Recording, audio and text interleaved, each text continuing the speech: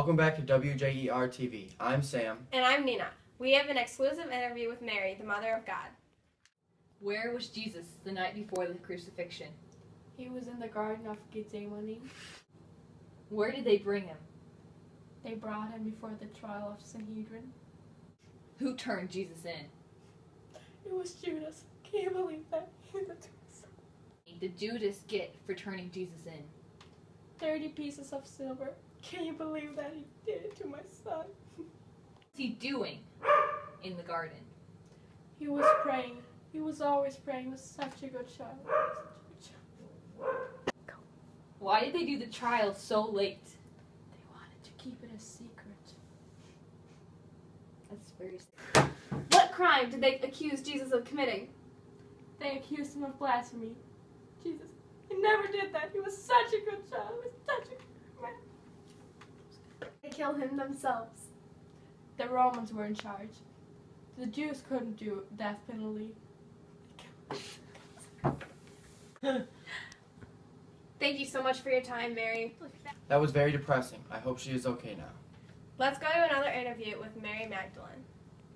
Mary Magdalene, can you explain to me the Christian faith and resurrection? People who are Jewish, Muslim, and Christian all believe in God the Father. But what makes Christians different is that they believe in the resurrection.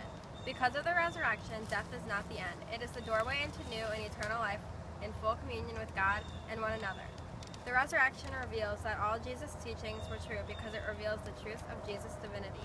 Christians believe that after we die, our life is not over. Ready? Okay. Sir, do you have any thoughts on Jesus' redemptive saving?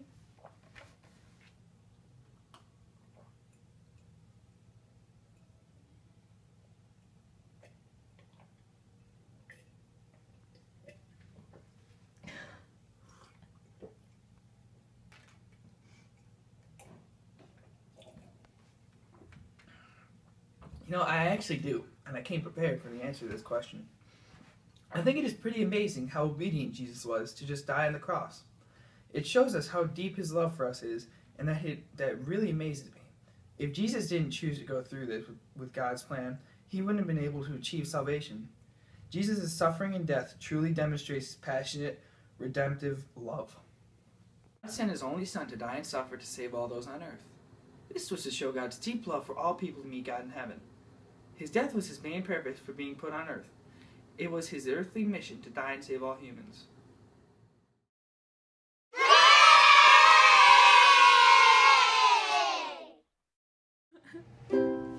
Hi, I'm Chelsea Gorham. Are you cold? Do you want some light in your life? Well then, purchase this candle. It's fantastic. Call the number at the bottom of the screen today.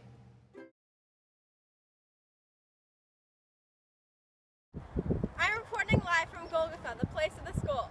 We are now going to interview Simon, who has prepared something for this question.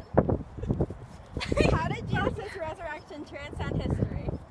Well, I believe that Christ's resurrection was an event consisting essentially in a passage from death to life. Jesus' resurrection is the new Passover. Christ's resurrection was not simply a return to earthly life, like those who rose from the dead during public ministry. Thank you. What is your opinion on how Jesus transcends history? The resurrection is an event that is determined according to time and place, nevertheless transcends and stands above history. How is Jesus' suffering the heart of his saving work? Jesus could have stopped the Romans and Jews from torturing him, but he still continued to go through with his suffering. Jesus' death was his main mission, and he stayed true to it the whole way. Jesus had a choice to die, but he continued to suffer. Jesus' love for us is amazing, and because he loved us so much and died, we can be in communion with God. Were you there when Jesus rose from the dead?